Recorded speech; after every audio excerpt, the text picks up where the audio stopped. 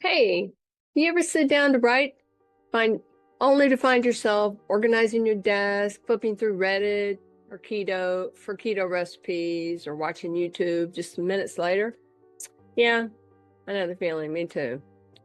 I'm Anita Cooper, and I have what I lovingly call squirrel brain. And if you're a writer, it's a good chance you've got it too. Squirrel brain is that thing where you sit down with every intention of writing, and then your mind, it just bolts to the next shiny idea, the new project, the better story, the completely unrelated rabbit hole. For writers, it shows up in a few really specific ways. You start a new story before you finish the last one. You spend more time planning your writing than actually writing, if you're a plotter, that is. You've changed your niche, your brand, or your whole direction more times than you'd like to admit. Or you sit down, open the document, write one sentence, and then go check Instagram. No judgment. I've done every single one of these things multiple times, sometimes in the same week. Here's what I think is actually going on. Writers are by nature idea people. Our brains are wired to make connections, see possibilities, imagine new worlds. That's literally the skill. But that same superpower is also what makes focus so hard, because every new idea feels just as exciting as the last one, maybe more exciting, because it hasn't disappointed you yet. The new project has no rough patches, no chapter 3 that's fighting you, no plot hole you've been avoiding for 2 weeks. The new idea is pure potential, and potential is intoxicating. So the problem isn't that you're lazy or undisciplined. The problem is that your brain is doing exactly what a writer's brain is supposed to do. It's just doing it at the wrong moment. I've been writing professionally since 2009. Copywriting, fiction, newsletters. I've worn a lot of hats. And for years, my version of Squirrel Brain looked like constantly reinventing my business. New niche, new offer, new platform, new angle. I would get going, feel the momentum building, and then some new idea would come along, and I'd convince myself that was the real direction, and I'd start over instead of working through the hard stuff. Sound exhausting? It was. And the worst part, nothing ever got to actually grow because I kept pulling up the roots to check on them. The shift came for me when I stopped treating focus as something I either had or didn't have and started treating it like a system, something I could build, something I could practice.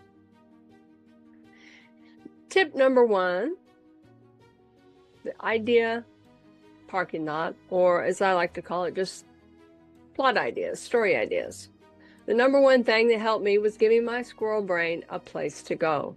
I keep a running note in Notion where I dump every shiny new idea the moment it shows up. I write it down, I let myself get a little excited about it, and then I close the note and go back to what I was doing. It's not easy, but it works. The idea isn't gone, it's just parked. And sometimes I go back and it's still great, and sometimes it's not. But either way, I don't have to choose between my current project and the new idea. I just park it for another day. Tip number 2, tiny, non-negotiable writing windows. I stopped trying to have perfect, uninterrupted 3-hour writing sessions because those basically never happen. Instead, I have a small, non-negotiable window. For me, it's first thing in the morning, before email, before social media, before my brain has had a chance to fill up with everyone else's noise. Even 20 minutes counts, especially 20 minutes counts. Tip number 3, one project gets the crown. I can have multiple projects going at once, but only one gets my primary focus at the time. I call this the crown project. It's the one I'm actively moving forward. Everything else is on the back burner, not abandoned, just waiting its turn.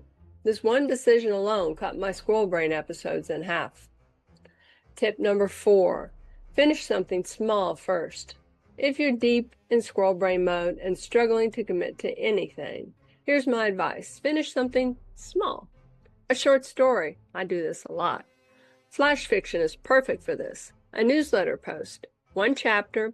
Completion is a muscle, and the more you exercise it, the easier it is to stay the course on bigger projects. Tip Number 5, mind or boredom with a stuck scene, anxiety about whether a project is good enough, and honestly, just procrastination dressed up as inspiration. When I feel the pull toward a new idea mid-project, I've learned to ask myself, am I excited about this new thing, or I'm just avoiding something hard? 9 times out of 10, it's avoidance, and that's useful information. Here's what I want you to take away from this.